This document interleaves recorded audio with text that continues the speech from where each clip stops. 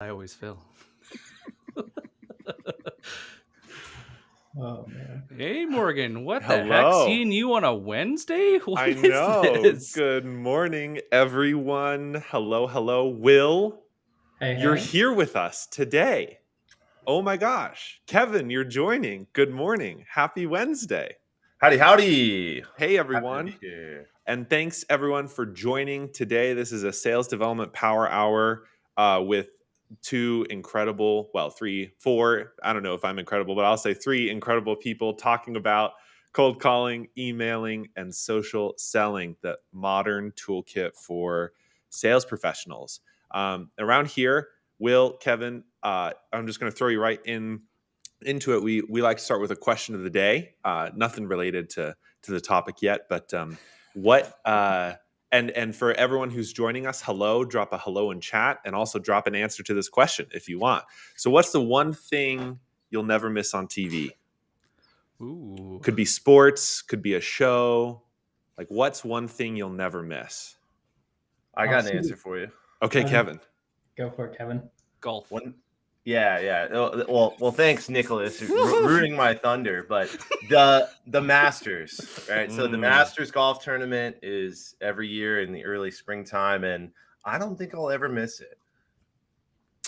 That's awesome. Will? Right? Mine's the Super Bowl. So I used to work in marketing, and so I'm a geek for the commercials and the thinking behind it. Yeah. Did you like the Coinbase ad this year? I mean, the one issue I have with it is it crashed their website. Yeah. Which I'm thinking about a financial security product. That's not very secure. So that's great. Love the idea, not the execution. Totally. How about you, Nick? What's one thing you'll never miss? I don't watch a lot of TV, but I am really excited about the Battle of Alberta for hockey right now. Hashtag Canadian things, right? My wife's from Pittsburgh, so she was all about the Penguins until didn't like that. Don't bring that around the house anymore. That's so great. That's awesome, guys. Well, thank you. I was trying to think of what's one thing I'd never miss on TV. We've enjoyed a lot of the Disney Plus shows that come out recently. We're a big streaming household, so we've been tuning into those. Oh man, I on the Disney Plus note, I have a 1-year-old. Okay, so my daughter's 15 months. You got to check out Minnie's Bow Tunes. Okay, Minnie Mouse. They're 3-minute long episodes of Minnie Mouse and her friends going on adventures, and my daughter loses her mind every time we turn it on. So we watch 3 of those every night. So Minnie's Bow Tunes, highly recommend. Really funny episodes. That's awesome. Well, hello, everyone who's joining us. We got a great chat going across all of our different channels. We're seeing everybody who's chatting, whether you're logged into one of our streams. Kevin is dealing with an electrician, so he'll be right back. Don't worry. I love seeing all names, new names, old names. Thanks, everyone, for joining this morning. It's great to see you here. So today, what we're talking about is sales development in the modern world, and especially where my head's at and what I want to talk to all of you, everyone on this call about, and hear questions about in chat and answer questions that people have is in our post-COVID world. What does sales development look like? Because I feel, and maybe I'm not, I feel like we had a cadence of change. Things were changing starting in 2018, 2019. But then March 2020 happened and that gas pedal just hit and everyone went remote. And now we have this remote sales world. So on top of everything else that's changed in our culture. So today we're talking about what's changed and how can we still use these tools of the trade in this modern world? Will, it seems like you had something on tip of your tongue. Am I wrong? I'm so curious how the social selling answer is going to come out because it's totally different, right? How people use LinkedIn is completely evolved. So that's the one that I want to hear. Above all else. No pressure, Nick. None at all. No pressure. So So maybe let's start there. Nick, what do you see when it comes to social? So for everyone, sorry, I should probably do a little intro. So we got Kevin here representing cold calling. We got Will Allred representing emailing. We got Nick Thicket representing social selling. Go check out all their profiles. They're incredible human beings. Give them a follow. So Nick from social selling, what's changed in the last couple of years? What is different today than it was in 2020? It's funny. I was just talking to Dream Data about this morning, so hopefully this rehearsed enough of an answer to fill the void for you, Will. We switched to sellers kind of driving in campaigns to it getting put to buyers. And one of my things that I love about running social campaigns is instead of saying, how can I get a meeting, is in the next 60 days, how can I get that account to ask me for a meeting? What do they need to know in order to book a meeting with me? What are those 5 to 10 things I need to answer in my content that I need to put out in comments? Who are the 5 people that need to know I exist in those accounts? And instead of, to me, a lot of like when I used to cold call, there was always like, okay, I'd go and Kevin will probably laugh because we've all been, they'd hand you the phone book and you would just call because that's what they used to do. Brutal. Like 10 plus years ago was here's the phone book and just call her. They drop you off in a job site area. They're like, just go door to door and knock. But right now, and I will post about this all the time, is it's all based on triggers.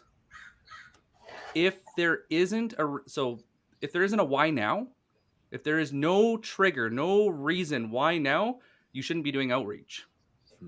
I would rather use indirect methods and build relationships and, build that community around, whether it's my posts or other great influencers like Will and Kevin, and keep that community built and growing, because when people are ready and that trigger exists, they trust me to reach out. So it's really about earning trust at scale and how to make sure the right people know you exist and building them up as a buyer so that when they work with you, they get the most value out of working with you. If not, maybe now's not the time. I have a question on that front, Nick. I'm a huge fan of, if there's a trigger, it's a great idea to reach out and have a conversation with someone. How do you forecast for triggers?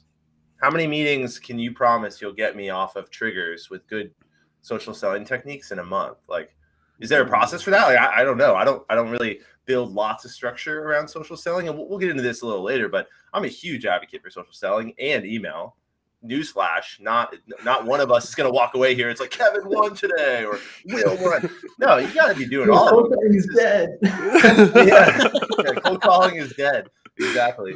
So I'm curious, like talk me through that. Like, how do you say, like, if you only wait for triggers for, okay, I'm going to build this network of me being in these people's social awareness engines, how do I, well, shoot, there's no triggers this month. I didn't get any meetings, boss. There were no triggers.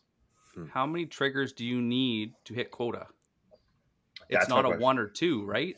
This is where I see a lot of people are like, well, there's only so many people that are hiring an SDR manager right now. There's only so many people that are hiring a sales enablement manager or that are raising funds or that got a promotion. But you got to stack these triggers until you get enough triggers that you hit quota. And then you also want to supplement with conversations that are happening at scale, because there's just like a doctor, when you have the sniffles, there's signs and symptoms that come out in conversations that something's wrong. Maybe Will's looking at, I hate email because nobody ever responds to me, or no response. And you search that on LinkedIn, and then you can jump into those conversations as they're happening and help that person get that promotion, help that person get the results. And so it's compounding. It isn't just one layer. And I think, like, even with us talking today, not one of us is just using one layer when it comes to our outreach. We're not just using LinkedIn or just using email or just cold calling. It is a blend of all of them, but it all starts with having enough triggers, enough reasons to reach out in the first place. Mm-hmm.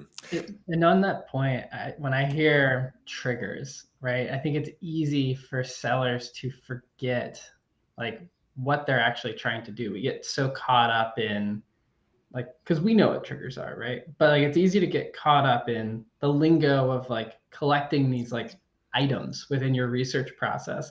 There's nothing wrong with just saying this person looks like somebody who I've sold to in the past and I've solved problems for before, right? Like it's great if you're able to come with this excellent observation of like, hey, it looks like you're hiring. I imagine you're starting to think about ramping up and onboarding those new reps, right? That's a trigger, the observation. But say in the absence of the observation, you're trying to write to somebody who's within your ideal persona, ideal type of company. And you can still have a conversation and be like, hey, when I talk to sales leaders at companies just like yours, example, Sendoso, right? They are telling me that they're struggling with onboarding. It's the same thing. Triggers, all we're trying to do is have a valid reason for showing up and interrupting somebody, whether that's their inbox on LinkedIn, them on the phone, or in their email inbox. Mm-hmm. Well said. Well said. So let's not lose this thread real quick. Will, what do you think has changed in the last couple of years in our post-COVID world when it comes to email? Email outreach.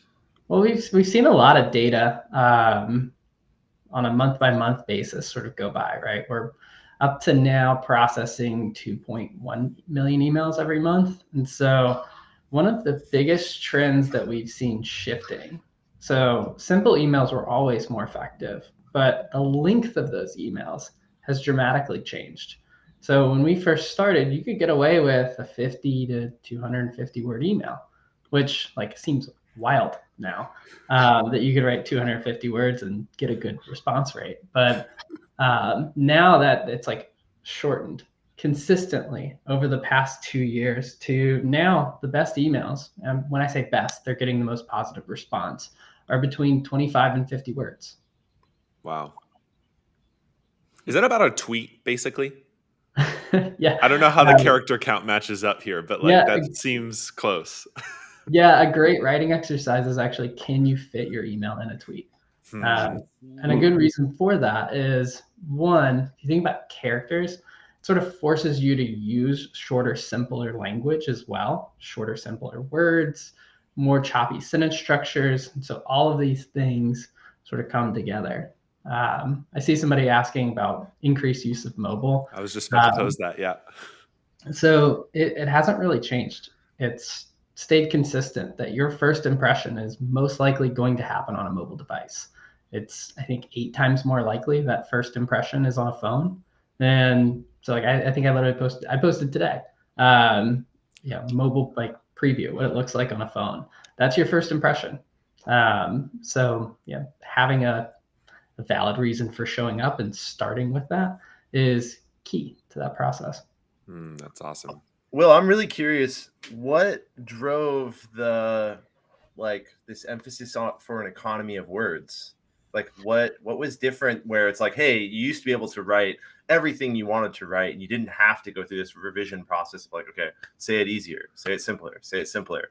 But like obviously the data is showing that short and sweet to the point is killing it. I'm curious why. Do you have an opinion there? So we've looked across a number of like different studies from different sales enablement platforms, and the number of emails that went out the door have gone up. So it's about, I think it's over double, whether you're looking at series data. That's a lot. Yeah, so you're getting a lot more emails going out the door, and so people's BS meter has just sort of raised that bar as well. That competitive noise, it's crazy. Actually, I'm grateful I haven't received like a lot of lengthy, mostly is what I get, emails that are cold pitches in my inbox for the last couple of weeks. Maybe it's just because I haven't been super active and people are like, I don't need to message him. But it is true, like that benchmark or that like base level, I feel has gone up for me personally, where it's like, oh, I've heard this before. Like all those little red flags kind of go off. And I'm like, I don't know if I really want to respond to this. Well, even like Will in his post today, you're talking about like the preview. I think another thing that's changed is so many people start with why you instead of why change, why now. And you'd see the preview and it's like they just start in their solution. I'm like, and delete. Because there was no problem statement. There was no observation. There was no getting me to think about the problem I have. Because if I would have known there was a problem, I would have already went and solved it. Yeah. Well, I think there's a couple of things you're hitting on there, which is like the idea we know better than the prospect, right? You've researched them for all 5 minutes, and then you're going to show up and tell them how to run their business, and they're like, "Bro, I live in this. Don't you think I know? Like, if I could fix it, I would." So, like, one of the things that we see, and this is particular to cold email, is the use of. I'd be curious to hear how this translates to cold calls, but the use of tentative or unsure tonality. So adding things like hedge words into your writing. So, hey, this might be top of mind, or this could possibly help. That kind of language, curious if, correct me if I'm wrong, it crushes it for cold email. Instead of saying, I saw you're hiring, looks like you might be hiring. Just like a slight change of language seems to have a huge impact on response rates. That's actually interesting, Will, because I want to jump to cold call in a second. But one of the biggest pieces of advice I see that circulates on LinkedIn, to Nick's area of specialty, is like you want to strike out that language when it comes to writing posts. So when you're creating content or you're doing comments, you want to strike the hedge words because you need clarity in the post. Meanwhile, in another method, you might actually want to use them because it communicates and connects differently in a different medium. That's really interesting. It's definitely specific to cold email. That's crazy. The not so secret is that I think the best cold callers are using very similar language. You can't. So like when I learned how to cold call, when I was an SDR back in 2015 at a venture-backed startup, I had that very similar, like when you were explaining that, Will, I'm like laughing to myself. I'm like, man, I remember being 20, 23, 24 years old. And the guy who was teaching us, who was not our VP, we didn't have a VP of sales, which is another crazy story. But this guy who was not our VP who was teaching us was like, so when you reach out to these VPs, we gotta use the challenger method, okay? Teach them, tailor your message, and take control of the narrative. So I remember picking up the phone and being like, VP of customer success at this big tech company. The way you're doing content, your internal content is all wrong, and we're seeing it this. And like I'm like trying to like dictate to this person who's been in their field for 25 years and has this VP title, like telling them what they should be doing. And I'm like, oh God, this doesn't work very well. So I'm glad that that's something you've observed, because I teach the same thing on the phone, no surprise, which is be curious, be interested in their business. Don't tell them how it is out the gate. No one likes to hear their baby's ugly. I mean, come on. Even though most babies are kind of ugly, they don't want to hear that it's ugly. Yeah. And actually some writing that I suggest to folks when they do have to call the baby ugly is the idea of like creating psychological safety. So what you do is you basically what's the word I'm looking for? You basically let them know they're not alone. So you'll say, hey, I imagine you're going through this challenge. Our customers have gone through the exact same challenge. They approached it the exact same way that you did, right? That's what you're trying to show them, is like, you're not dumb for making this decision, but there is a better way. And I've shown others the light before, and let's have a conversation about it. That's awesome. Kevin, what about you? What's changed in the last couple of years? And I do want you to address maybe the dead horse dead on, because we'll kick it once again. Is cold calling dead? Oh, geez. Is cold calling dead? We'll just give it one more kick for good. Every 3 weeks, there's a big famous post that cycles through LinkedIn of like, cold calling's dead. That was the first post that I had on LinkedIn that went like semi-viral. Like I put like cold calling is dead, period. And then I did like the space, and then line. And then I did that in like 2019. And I remember getting like 100,000 post views and 50 comments. And I was like, oh my God. It was before I ever had like a LinkedIn strategy. And now I've got like, it's a different thing. But I think cold calling the way that Nicholas was taught with, here's the yellow pages and here's a phone. Go ahead and, go at it. Yeah, that's pretty much dead, I would think.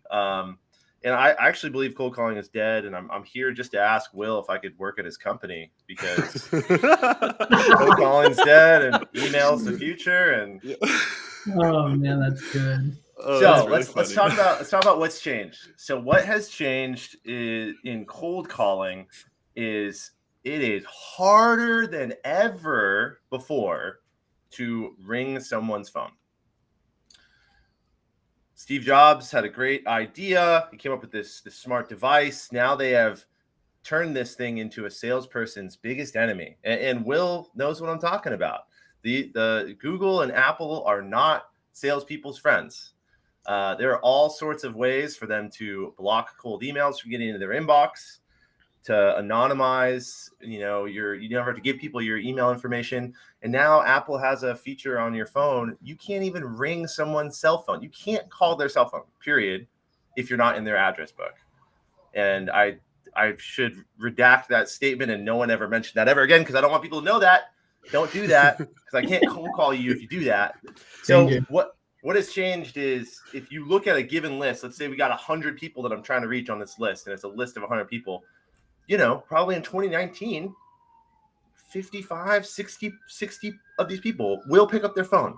If you ring their number consistently over a week, they'll pick up their phone. There's always going to be people that will never pick up a cold call, and they're not my friends. they're not people that I like. Although, like, people in my own family, like my uncle's like a CFO at a big company. He's like, I never take cold calls. I'm like, dude, come on. Don't have that attitude. Pick up the phone, man. But now that list is shorter. That list is way shorter. So now it's probably 30, 35, maybe 40 people of that list of 100 people that are actually going to pick up their phone. And that is honestly the biggest change. The biggest challenge with cold calling today is that people are not picking up their phone the way they used to. And technology that we all have in our pockets is working against salespeople, not Kevin, for you. Is going direct or indirect faster? And I mean with the phone call, because I know when I used to cold call, one of my favorite things to do is call the gatekeeper and make them my friend and leverage their knowledge of the company to get into that exec's calendar. I found that 5 times faster than calling the exec. Does that still work? I can say that during COVID, that did not work. Like that it went really like off a cliff in terms of like, like companies that have a policy around not calling cell phone numbers or not calling direct numbers, which there are some out there. And I had a client in 2021 where the CEO said, I don't want people calling my cell phone, so my reps are not calling cell phones. That sales job kind of sucked for the reps because they spent all day talking to gatekeepers and they were just trying to finesse gatekeepers constantly. We were just working on techniques. So it really didn't work during COVID. Now, can it work moving forward? I got to say maybe. And it really depends on your target market, right? If you're only trying to set a cold meeting with an executive and they have someone who's a gatekeeper blocking you, I mean, the constant trying to finesse gatekeepers that's hard. That's really tough. The only time I would recommend that is if you're in an enterprise selling environment and this one meeting could mean a lot to you, right? And to your point, Nicholas, you have a trigger, you have a reason. There's some valuable there, right? Because one of the things that I teach my consulting clients around cold calling process structure and strategy is you have to treat everybody on this list the same way. You can't like hold some of these people up and say like, well, these are more valuable than these other people. And that's how you get on the phone and you get one of these like, your heart's going like this. Oh my gosh, Nicholas. Yeah. Oh, this is Kevin. Yeah, I've been meaning to reach you for like weeks. Oh my God. So I at my company, we do the greatest. Hey, Kevin, stop. Take me off your list. And then there's that ego death, that like, oh my God. Come on, everyone listening that's on this thread. If you ever made a cold call, you know what I'm talking about. This is why I love cold calling, because my heart still to this day, when I press go, your heart rate just goes. Yeah. But the whole idea here is like, don't put so much of an emphasis on it that you're chasing these people and calling the gatekeeper 5 times. You finally get into this person's ear and you just fumble it. You vomit all over the keyboard. You're like, oh God damn it. It's over. I lost. I'm gonna get fired this week. Oh no. So Oh, one thing I got, and so everyone who's with us today, who's maybe never joined a B2B Power Hour before, we love making these hours about your questions as much as ours. And if you've got questions, I've seen some dropped in the chat. If you've got more questions, drop them in and we'll get to them later. But the question that I really want to dive in a little bit on, we've talked about this concept of triggers, right? We've talked about this idea that you need to be targeting, or that you need to be building a list. And obviously list building is something that kind of gets thrown around in the sales development vernacular. And sometimes sales teams are really serious about it, and others are kind of like, we did a poll from Zoom Info, and here try and get in front of these people. When you think about your area of expertise, when you think about phone calls, when you think about emails, when you think about social selling, what are the indicators of a good list? Well, I'll start it off by saying that cold calling list building and email list building are similar, but there's nowhere to hide with cold calling list building. Not saying that you can hide with email, but I am saying that if you send an email to the wrong person, it is possible, and I've had it work out, where wrong person writes sort of message that hits something and they forward that email internally.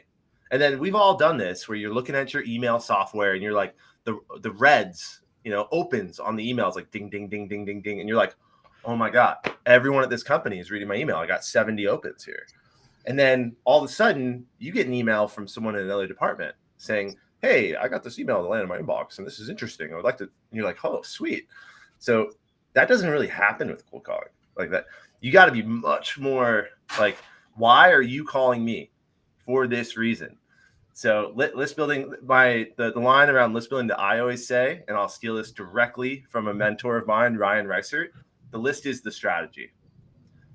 The amount of effort you put into building your list is going to be like the quality time you put into building your list will determine the quality outcomes you have with cold calls. So that's my statement there. List is the strategy, but I'm curious what Will thinks. Yeah. So I am of a similar mindset to you that list building is really important. So it's if you look at the math on doing outbound, right? It's the number of things that you do multiplied by your conversion rate.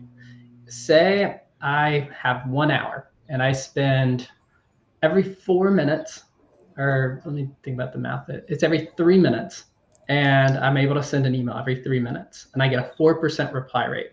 That's scenario A. Scenario B, I send an email every 8 minutes, but I get a 10% reply rate. Scenario A actually performs better when it comes to actual results, which, talking about less than 50% of the reply rate, but it's because you're able to send more emails, which, okay, where am I going with this? It's about building a personalization process so you can still get that 10% reply rate within that 3-minute window of doing your research and writing your email. So one of the fastest ways to speed up why you're reaching out is to build narrow lists. So grab LinkedIn Sales Navigator and, pull more than just B2B SaaS VPs of sales. Do it by company size, do it by, growth of department, do it by things changing within that organization to get a little bit more specific.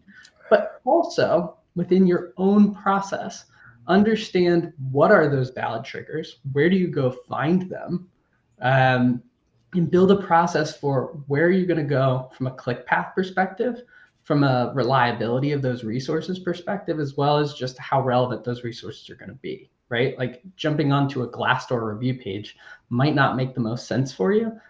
Sounds like a fun avenue to go down, but you got to cut that from your process so you can get more emails out the door, and then have fallbacks so that as you're going through that emailing process, you don't find yourself spending too much time while you're trying to get those emails out the door.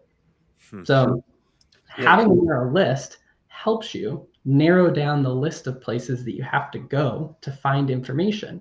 And so list building is actually really important, especially in a personalization driven email world where we all live today. Mm-hmm. Well, Will, you touched on something there. You mentioned time. Time is the one thing that we all have the same amount of, right? It doesn't matter what tools you have at your company or what's going on. We all have the same amount of time.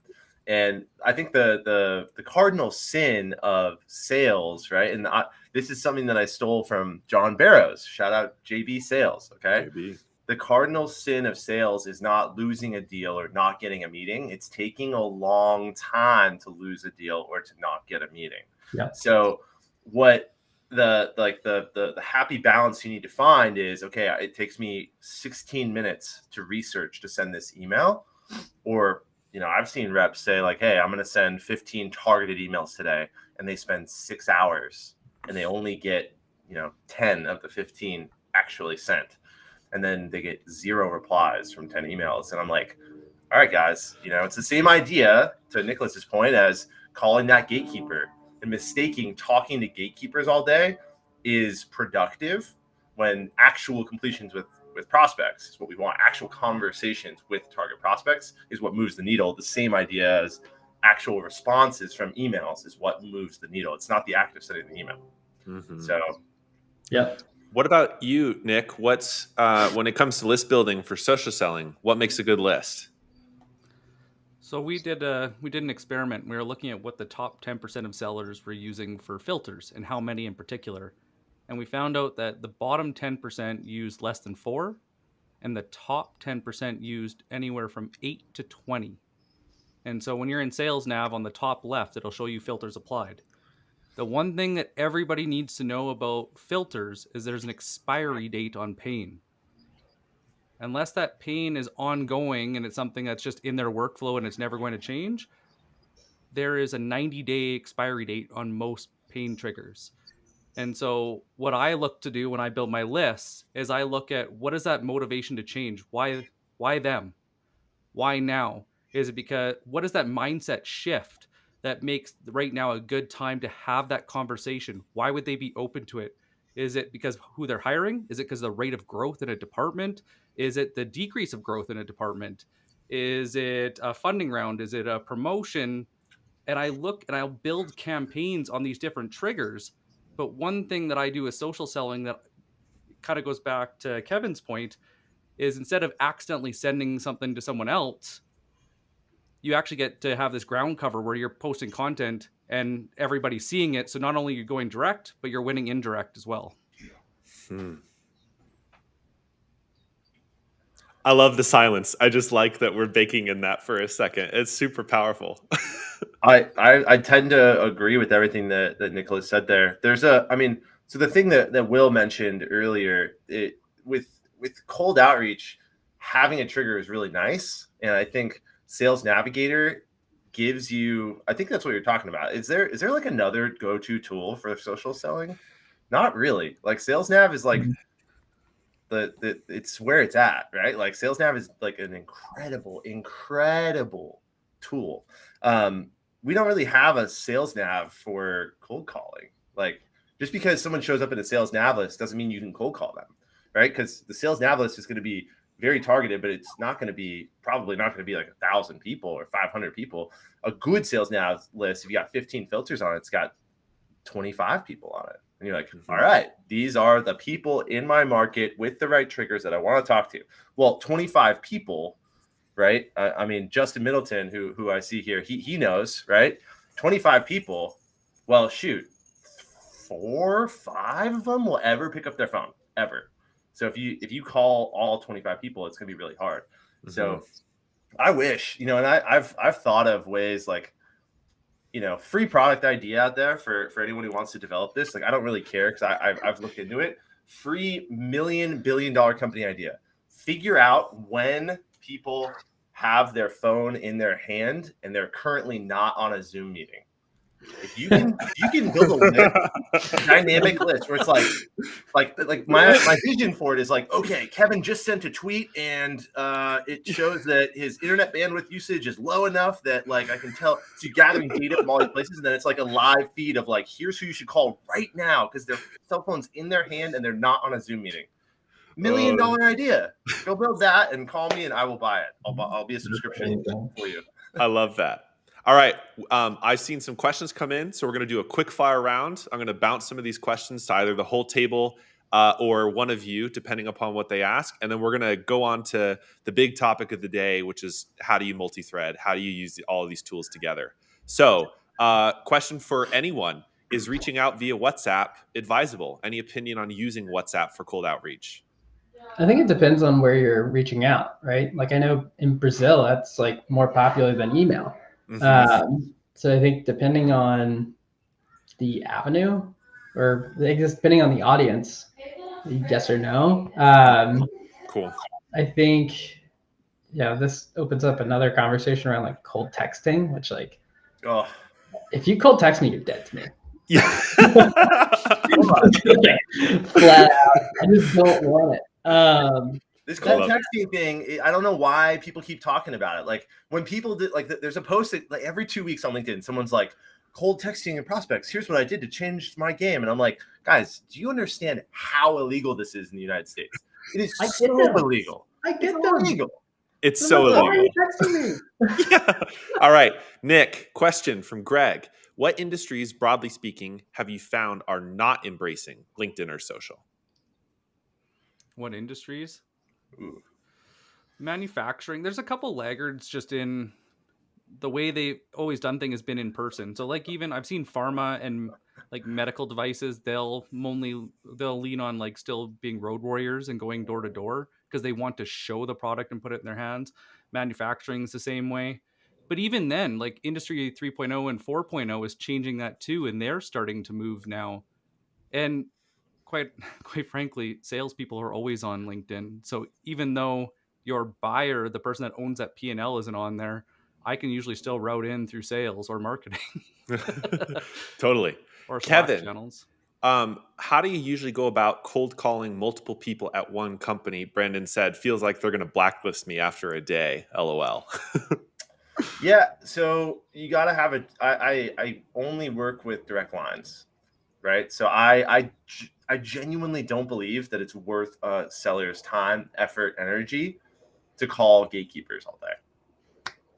That's my hot take. Take it to the bank. I don't believe that's your world, man. We got to find you some direct lines. And it doesn't matter if you call 5 people at the same company, but the better question there is, know your target. Are there 5 people at this company? I mean, maybe if it's an enterprise sale and it touches multiple things and like, oh, we sell this transformational platform that connects sales and marketing and finance. Okay. Know your target. But if you call 5 people at the same company and you're calling direct lines, none of the 5 know that you've talked to the other ones because it's 2022. They're all working from home, right? Or if they're in an office, they got their COVID bubble. They're not next to each other, right? So I don't think it's any different is what I'm trying to say. It's not very different than if you're calling one person at a time, or it shouldn't be. Okay. Justin asks, is there going to be any live cold calling? Not today, but tomorrow, Florin, Tatulia, Saad Khan are joining Nick on a cold calling live power hour, and they're going to be doing some cold calling tomorrow at 12 p.m. Pacific. You can find that by going to Florin's profile or Saad's profile or Nick's profile, although Nick has a lot of events because we're doing a lot of power hours this week. So if you check out Florin, there's going to be some live cold calling tomorrow for an hour. You can tune in. It's going to be probably a masterclass. It's going to be a lot of fun seeing them do their thing. Hey, also, yeah, Kevin. I'm doing live cold calling next Tuesday. Hop on calls, check it out. Come to my profile next Tuesday. Sorry. That's awesome. Sweet, man. One last. Can I snag one from Daniel? Yep. Sure. Go for it. Nick. When sending emails, I'm getting a lot of opens with emails less than 50 words, no replies. What could I be doing better? And I noticed for myself that they usually look at my LinkedIn profile. And that's where, depending on how solid my profile was, if it dies there or if they reply. But I'm curious, what about for you, Will? So I typically hear this, and what's going on is the person is typically framing a message all around them. Now, I don't have this email example, and so I can't necessarily speak to it exactly. And so if they would like to reach out to me one-on-one, I'm happy to work with them on that. That's an open invitation, but specifically to that person. The thought process I have is the person is, usually like coming in with either overcomplicated language, or they're like presenting it much more around like, here's all my stuff, check it out. And it's not really framed in a way that the other person can absorb and take it in. And what I mean by that is like, you're meeting them in their inbox. It's their to-do list. And so their frame of reference, their context is, I've got fires over here, I've got fires over here, and now here's some random advert that shows up that happens to be short, but it's still just like an advertisement that I have to translate back to the fires that I have going on here and here. And so if you can frame that message and that copy to speak to those things in a way that they can understand it, I find that you get a lot more response. So that would be my advice. That's awesome. I tend to write very little about what we do in an email. I'll lean on like my signature line to do some of the work for me. I'll lean on, just trying to get them to admit that there's a problem before I'm like diving deep into what we do. It's interesting. One of the things, and I don't want to put words in Nick's mouth here, but it just kind of popped into head. One of the mistakes that we often see sales teams doing when they're using connection requests is they're literally just putting the whole kit and caboodle in the connection request. And I get the cold shivers every time too. It's like, you got to have some breadcrumbs here, man. You got to, and honestly, if you're using social in a way that's attracting them to you, you don't need to personalize connection requests. You can send them blank and then just continue the conversation in the DMs. Everyone who's here with us today, keep on dropping questions. We'll get to another quick round before we close out today. But I want to move on to the big question, which actually Laura asked earlier and has been on our mind, which is, how do you like to use all of these tools together? We got cold calling, we got emailing, we got social selling. If you were to mix them together, how would you blend them? How would you sequence them? And I'll punt, and whoever wants to go first, I'd love to hear from you. Well, I think if you ask Will, he's going to say send an email first. And if you ask me, I'm going to say call him first. If you ask Nick, he's going to say don't call him or email him, add them on LinkedIn. I think that's how this is going to go, but I don't know. I'm the opposite. So I'm going to say start with LinkedIn, send the connection requests so that they can like almost like have a face to the name, get some familiarity. See if you can strike up conversation there, like if they accept. But I'm also going to send an email at the same time and kick off a really short set of emails, a short email cadence. And if they connect at some point within that email cadence, I'll reference the other channel within that. I'll bring that into the conversation. Now, if I'm pulling cold calling into it, I'm gonna structure it as like basically a sprint. I've got a reason for reaching out, and I'm going to continue to hammer on that for 5 to maybe 8 touches if I'm using all these different channels. Towards the end is when I'm going to start bringing the cold calling in as sort of like last ditch effort. That's my thought process. But I could also see the argument for why cold calling should go first, because if they're phone friendly, you're going to nail them right then and there, and then you don't have to go through all the other trouble. Kevin, what do you think? I think you should send emails first. No, so to Will's point, let's talk about this. What's the reason that you connect with them on LinkedIn? What's the reason that you're sending an email? And what's the reason that we're making a cold call? The whole point of all of it is to communicate with them 2 ways. That's what we all want. We're all on the same team, that I'm sitting over here and this person's over here, and I want this. I want to learn about what they're doing. I want to talk to them about their world, and I want to share with them how I've helped other people like them solve business challenges, right? So if we're all on the same page that like the point is to get a response, the point is to learn something new and to potentially help them, then the fastest way to do it is phone, right? Like it's pick up your phone, call. Oh, hey, yeah, boom, the exchange of information, the rate at which you get information from someone is 50x on the phone versus like a medium where it's on their terms. Now, this is what makes cold calling really difficult and really like annoying and really like I guess difficult is the operative word here, right? It makes it really, really hard because you kind of get this one swing at the bat. And if you have a terrible conversation with them, then it's like, oh shoot, well, that didn't go very well. You can always follow up on other channels, but not everybody can be reached on the phone. And that's why I'm not a phone or nothing guy.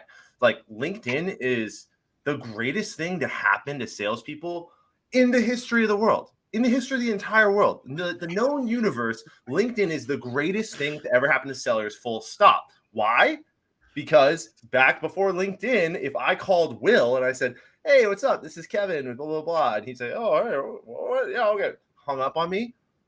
How do I get in Will's universe? Besides, I can send him an email, but how do I get him to see the whites of my eyes?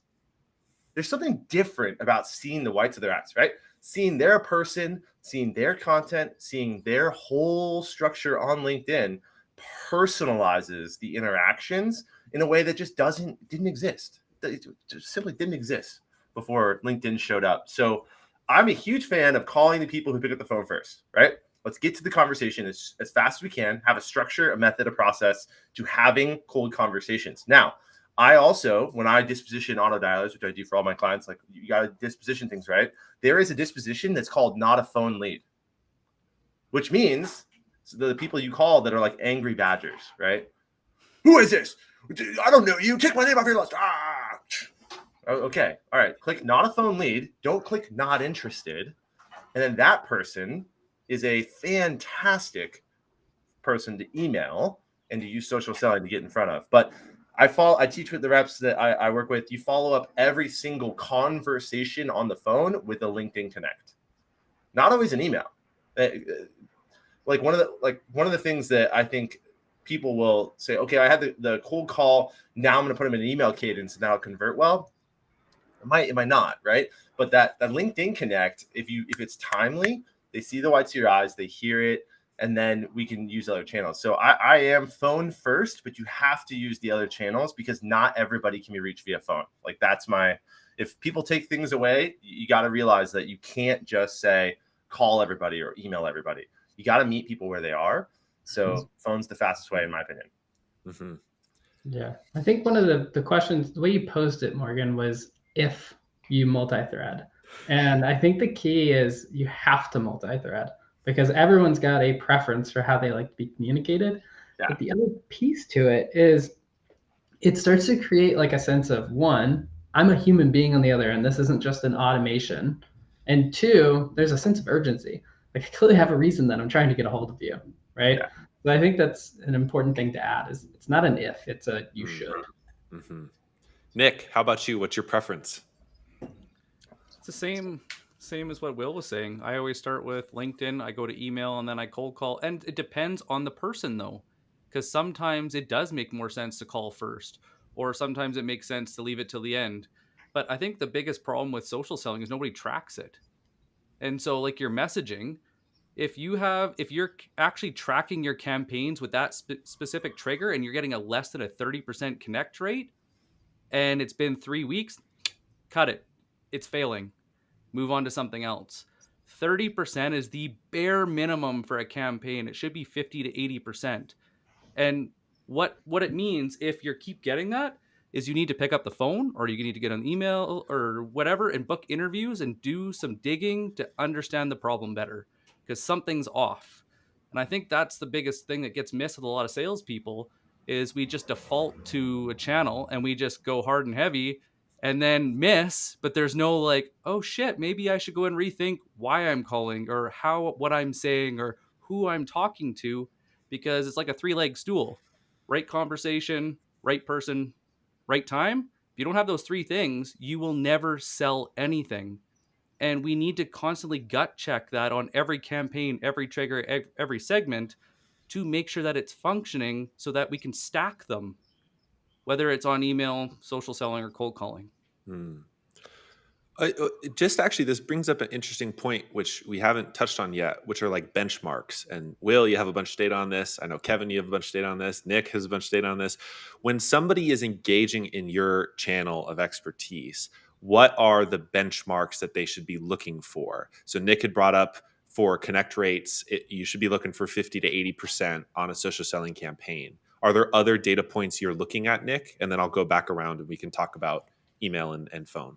Yeah. So, and I got this from cold calling. This is what we used in cold calling is, okay, how many people did you send a connection request to? Okay, how many of those turned into conversations? Okay, how many of those turned into meetings? Okay, what was the average sale value? All you're doing is reverse engineering your numbers and figuring out every salesperson has a natural gift on one channel. It's just your unfair advantage. You shouldn't let a manager push you into one of those channels because it's easier for them to track. Figure out where you can just kick ass and leave everyone else behind, and track those numbers on every channel and figure out where you excel, and then just double down, and then just keep your customers in mind if that's the best channel for that segment. Awesome. Will? So yeah, the reverse engineering thing, 100%. Yeah, I tell folks I'm less of a stickler about open rates than a lot of folks are. I find that it really depends company to company. One, there might just be like deliverability challenges at that company, in which case you could have like a low bar. You could also be reaching out to folks that tend to use Outlook or Apple Mail, in which case you'll have a low bar. And so like my baseline of 50% might not be your baseline. Like if I run a campaign that's under 50% open, I'm like, oh, that's weird. There's a problem. For reply rates, I hold a threshold of 10%. If it's under 10, there's either I didn't narrow down my field of vision enough, I didn't build a narrow enough list and have a strong enough compelling reason to reach out. Or yeah, the other thing that I keep track of is how long I spend per email.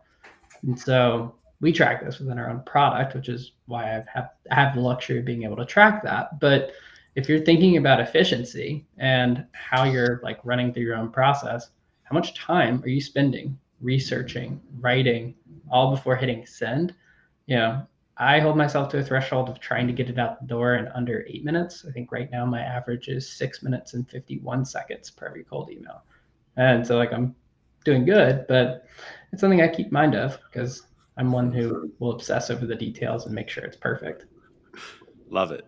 Kevin? 6 minutes and 51 seconds. That's awesome. that is great. I wish I could say that. Yeah, like in cold calling, you only need to cold call for 6 minutes. Or I don't have a metric like that. So in cold calling, just like these other channels, and this is the beauty of modern outbound is there's tools to track all this stuff, which is great. In cold calling, the two things you're really looking at is three. So let's say number of outbound dials, right? This is the hammer swinging, the bicep curling, it's not going to happen. The phone won't ring.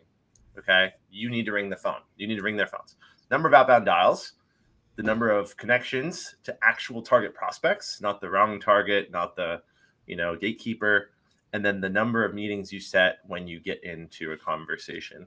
As we've mentioned, we covered multiple times here, it's taking more dials than ever before to actually reach a person, right? If you were cold calling in the 90s and 80s, like it was 1 in every 5 dials would actually ring the right person because there were not all these blockers, right? Not all these things that get in our way that make it just harder and harder to have the cool conversation. So you have to solve for that problem. The problem is we don't know who's going to pick up the phone. There's 2 ways to do it. List validation services that will actually go check out all the people on your list and tell you by calling all these people and say, hey, these people pick up the phone. These people never pick up their phone. Don't call them. You can solve that equation that way, or you could use technology where you just say, hey, I'm just going to call 3 or 4 or 5 people at the same time. And whoever picks up first, I talk to. But people that never pick up the phone, I get past that. Really quickly. And that is the game. So you got to have conversations. When you have conversations, the metric that I have always coached to, and keep in mind, I ran an outbound sales as a service business. I had 12 reps making 600 to 700 calls a day. The metric that I held them all to, that was the golden standard, is 5%. Can you convert 5% of your target conversations into meetings? If you're doing that, you're pretty spot on, right? And like the really, really good people are closer to 8 to 10% of the time they will get a meeting, right person, right conversation, right pitch, do everything right on the phone. But if you're out there and you're making calls today, ask yourself, of the target conversations, don't count the gatekeepers, don't count the total dials, of target conversations, am I getting 5% of them converting to meetings? If not, there's a problem. Awesome. Love this data. Love these benchmarks. So in this last little segment of time, keep on dropping some questions in. I'm going to let y'all ask each other what's on your mind that you want to ask somebody else here. We'll do maybe a couple questions and then we'll do one last quick fire round. So what do you want to ask somebody else on this show today? I'm curious how long you guys wait before you pivot or change a campaign. So we were talking about, like, we have our numbers that we hold to. How long do you wait before you pivot to see if it starts to work? I will. So the biggest thing that I pivot in calling campaigns, because that's primarily where I coach my clients, is like when you're having the cool conversation, it could be as little as 5 conversations. If you could show me 5 target conversations you had with the right person with this pitch, and they had a common thread of what they were talking about, like, okay, this didn't land, and they're saying, well, what do you mean? We don't work with those systems. Then 5 conversations is all I need to say, all right, yeah, we should change the approach. We need to change the script, the talk track, the way we're going about this. So sooner rather than later, I guess, is my take on it. I love So that. the enablement managers listening, there's a number for you. Will? I was actually really curious what you were going to answer to that, because I was like, there's not a lot, like, because it's hard to get people to answer, right? And so you get a lot less data points. And so, but as you were saying, like, the depth of that conversation is so rich.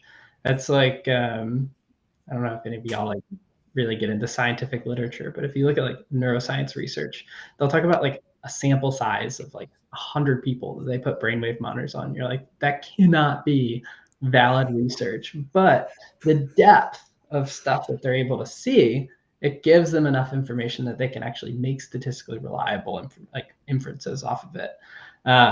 So speaking on email, when it comes to changing or updating a campaign, it's always be testing.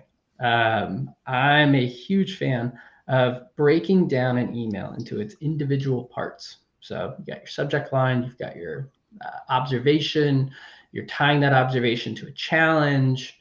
You're talking about what you do to solve that challenge. You've got your CTA, you've got your signature line. All of these things are building blocks.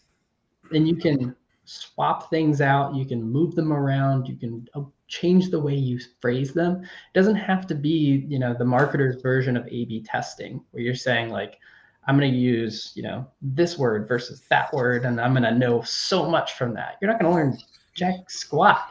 You can be like, well, okay, I know that the word just is not something I should add. I'm not sure why, right? Instead, you're like, okay, I know what I'm adding in this like second sentence, and here's the purpose behind it. And when I have something that I'm A/B testing against it, I know what I'm trying to learn. That's like such a key thing. Now, you're testing one thing at a time, but you're always running a test to see what's the new optimal. All right. Love that answer. Love those questions. We've got some in chat that I want us to get through before we close out today. So somebody around 20 minutes ago had asked, Will, what are some examples of good CTAs? Is it something like interested, ? Or open-ended? So never open-ended. Please don't leave it open-ended. Your prospect doesn't want to think when they're going through their inbox. And so like the more open-ended it is, the less replies you'll get. I like what, the academic terminology is stimulus-based responses versus memory intensive. And so yes or no is a stimulus response, right? Is that a challenge? Is that a priority right now? That's a very easy thing to answer. I think one of the things that's interesting around like mistakes that people make, asking for time is an obvious mistake, right? It's not that it's not, easy to just answer no. It's that one, you now have to make them go do more work, go to their calendar, see if they have that time. But 2, you're just running into a buzzsaw that's their mental spam filter as soon as they see 15, 20, 30 minutes. So there's 2 reasons why that doesn't work. So it's got to be easy to respond to. Yes or no is easy to respond to. Another interesting data point is it doesn't actually have to be a question. And so if you say curious if that's a priority, that's a statement, and you'll actually get the same amount of response as though you ask a question. So the question mark is not necessary. You just leave it open for them to reply to, but you're still keeping it easy to respond to. The other thing that I see is, sorry, I was distracted. You were going Sorry. Kevin wrote, "I'd love to" on his whiteboard and put a big old line through it. So I just think this is so important. This is so important for everyone tuning into this to like take this to the bank. Never, ever write this sentence. Never write that. Never write that down anywhere. Will, do you have any data around that? Like sellers love to like write an email at the end. They go, "I'd love to get 30 minutes of your time. I'd love to show you a demo of our solution." The only answer to that is, of course you would. You're a salesperson. Of course you love that. Ugh. Get this. Never, ever say this. It's free, but Kevin, it's free. It's a free discovery call or a free demo. Free. Oh my God. But we're all laughing, but like I've seen so many sellers. I've seen seasoned salespeople, like VPs of sales, say like, "I think we should end it with an I'd love to show you next Tuesday." And I'm like, "Oh no, don't do that. Stop." The other thing I see folks get wrong in the CTA is they muddy the ask. So yeah, sound interesting, question mark, right? Good CTA, bad CTA. Sound interesting to learn more about how we're increasing people's positive response rates, right? You just like couldn't help yourself. You had to throw in one more thing about what we do. And I'm like, don't muddy it. Like it's what you want, not what you do and what you want. If you guys want to test this with something fun that works really fast, if you got Sales Nav, you get 100 in-mail credits. In-mails are ruthless, but you get them back if they reply. So send out your 50, and if you get 0 replies, your messaging sucks. And it just needs to be changed. It's true. I have responded to 1 in-mail in 4 months, and that was because it was actually good. Everything else, it's a black void. And so there's pros and cons to that test. I just want to note that for a second. It's not as reliable maybe as entering into somebody's inbox because we have mental spam filters around in-mails. But anyways.